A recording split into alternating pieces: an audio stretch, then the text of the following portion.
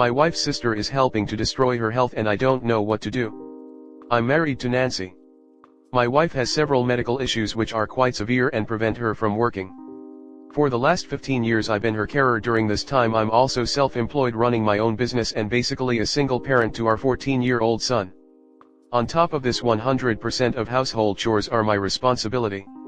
My son helps out but I'm determined he should have as good a childhood as I can provide and do not want him to be a carer for his mother. My wife's mental health has started to decline, she gets muddled easily and doesn't relay messages between people correctly if at all. We have to check she's taken the correct medication. My wife has a sister Zara, she is into alternative medicine, essential oils, crystal healing, etc. She also believes most of the major conspiracy theories going around and she also seems to believe it's her duty to educate everybody about them. Several times we've had disagreements over Nancy's care as she believes the drugs we get from the doctors are making her worse. A while back Zara convinced my wife smoking something would help with her medical issues. It has become a regular thing that Zara would collect my wife and a few hours later return her. During these times she is clearly getting my wife to purchase it for both of them. This will repeat a day or so later when her stash is low. I told my wife not to smoke as we could see it was making her condition worse. It got so bad my wife developed a condition where she faints when she coughs. Smoking causes her to cough and smoking this makes it a lot worse. One time she broke an arm and a second time badly cut her head when she fainted while smoking. As Nancy does not work and neither does Zara, it basically my money that's funding this habit. I staged an intervention a while back with Nancy and Zara and neither seemed to see a problem. Nancy did stop smoking for a few months and she stopped fainting. However, it seems she's started again. This time they think they are clever and are not admitting what's going on. It's quite obvious to me as Nancy is very off when she comes home and she's started fainting again. I'm basically at my breaking point. My son has even noticed and is really depressed. As mentioned, my wife's mental health is not great and I feel Zara is taking advantage of the situation. I've considered withholding money but fear that could be used against me as financial abuse. I've also considered banning Nancy from seeing Zara but this also could be painted as abusive behavior from me. I've left a lot of details out to keep the story short, but has anybody else been in a situation like this? I'm considering separating, however I know she'll have nobody to care for her if I do. Comment. Have one more extremely blunt conversation with Nancy, not with Zara. Not stupid, and I know you're smoking again with Zara. You're choosing to destroy your health, and you're choosing to damage your relationship with me and the mental health of our son. I don't know why smoking is more important to you than any of those things, but I'm not going to let you hold our family hostage to it. If you continue to choose smoking over us, I'm going to move out with son and leave you to it. Let her ask Zara for help if she needs it. Maybe it'll open her eyes to how foolish she's being. Exactly, that's the only leverage he has there. Other people are saying get the cops involved and things like that, but there's no crime here. His wife is willingly engaging in these things. Zara is awful of course, but there's no law against being a bad person and a bad influence. He has to tell her how serious this issue is, and how serious he will be about taking steps to protect himself and his son. Edit/side note, why do so many of these problems seem to involve so many people who don't work? How are all these people surviving? The only adults I know, like someone else said, they just can't keep a job. My uncle was, probably, a narcissist and would do great in interviews, then a few days, maybe even a few weeks into it, something would happen that caused him to walk out or be fired. It was also never his fault, it was everyone else. Either they didn't treat him right, by expecting him to work, or incompatible management styles, he kept telling employees how to do their jobs while not doing his own, or just a simple they don't appreciate me, the translation being I wasn't given praise for doing the bare minimum of my job. Who don't work are the ones who are full-time stay-at-home parents to multiple young kids, which is work itself. I know Op's wife is disabled, but doesn't sound like Zara is, and most of these relationship problems seem to involve people not working. Gonna have to sound like a jerk here, but no judge with half a brain would give Nancy custody of your son. She is incapable of caring even for herself. So I would strongly suggest an ultimatum: stop the smoking, stop torpedoing your health at my expense, or the kid and I walk and Zara can take care of you. I will not ask for child support, but I will ask for full custody until such time as you can stop destroying yourself and our marriage will be over. Maybe do that with a marriage counselor in tow. This is not fair to you, but it goes far beyond that. You have the boy to think of too. Your wife is being abused by her sister. Financially and medically. You're being abused financially. You should speak to her DRS. They need to know medically and should have some insights on how to protect you both with what local services are available. I'd also speak to a lawyer to protect yourself from any false accusations from angry sister when her supply runs out. Speak to these people first before you cut the finances to create a paper trail to protect yourself. You're her carer. Do you have a power of attorney etc. and her medical proxy? You may need to look into being her legal guardian as an adult with disabilities, maybe a conservatorship to protect her sister from these unsupervised visits and having someone with her as a carer being responsible for her finances when out of the house without you, so her sister cannot take advantage of her. Next story 2. Is it okay for me to give my husband a final warning that I will leave if nothing changes? My husband and I have been together for 13 years in total, married for 2. For all of our relationship, my husband has held a job, but early 2018 he quit his job to go to an intensive coding boot camp.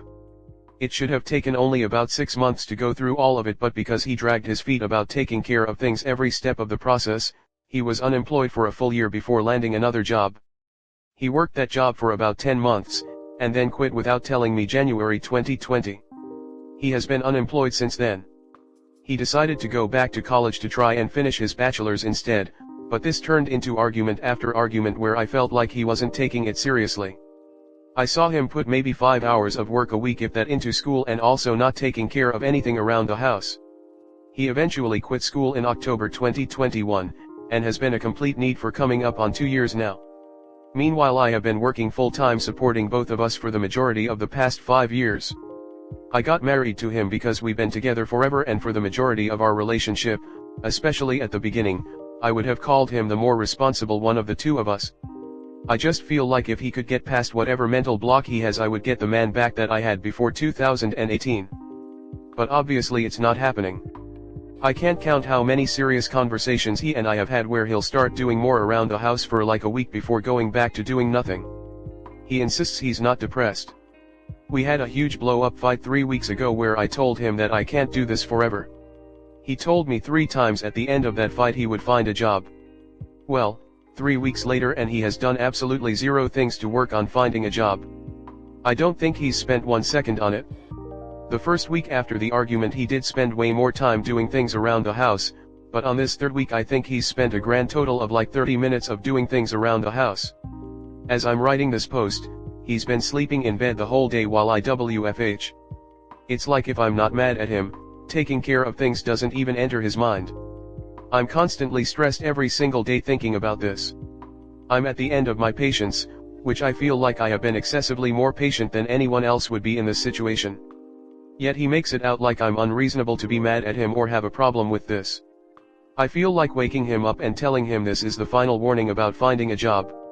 If he hasn't started seriously applying to places in the next few weeks, then I'm done. But when we're in the heat of arguments, he always finds a way to make me feel like I'm the unreasonable person and I'm being too mean to him. I don't know what to do. Does anyone have any advice on how to have this conversation? Comment. Don't. He's already proven he's not going to do anything and has disrespected your wishes every step of the way. You are parenting a teenager, not sharing a life with a loving partner. You deserve better. When you get to the point of wishing bad things happen so you can be free, or you stay only because you're concerned he might harm himself, then you need to do it. That's not healthy and you know it. Talk to a therapist about the best way to approach it, especially if he threatens you or himself. If you're afraid for your safety, make sure to take steps to protect yourself. This sucks. It's not going to be easy, but do you really want to look back at this in 5 years and you find yourself in the exact same place? How miserable would you be over that wasted time? Make plans for your exit. Hand him divorce papers and tell his family you left. Don't let him manipulate you into staying by him, saying he will kill himself. You call the police for a wellness check if he says it. Most cases it is just to guilt the other person from leaving. Either way, he isn't your responsibility. Go live your life. It's going to be hard to leave someone you've been with for so long. It will be harder to continue living like that for the rest of your life.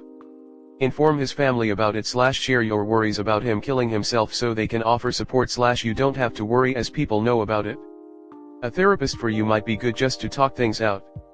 Maybe have a conversation about him going to therapy. If you are set on leaving him, by all means leave while you're young and can/didn't suffer more. But maybe he is not doing anything due to depression and he need mental help? Nonetheless, it's not on you and he is a grown adult. He is doing something really bad, he's letting you carry the full financial burden of the relationship.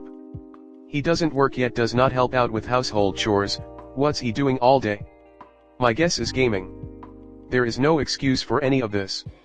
He will allow you to be used by him until you get a bellyful and call it quits. You allude that he may try to kill himself, all manipulation in order to get you to continue the status quo. During the 13 years of your life that has been wasted, you could have probably purchased a house by now for future financial security.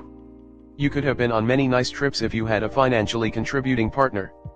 You could have a portfolio of stocks that would make it easier for you to retire. You could be in considerably less debt. You're afraid of having a conversation with him. Frankly, I think it's gone way past a conversation. You've probably had hundreds of these conversations over the decade and nothing ever changes. You are still young and could build a nice life for yourself.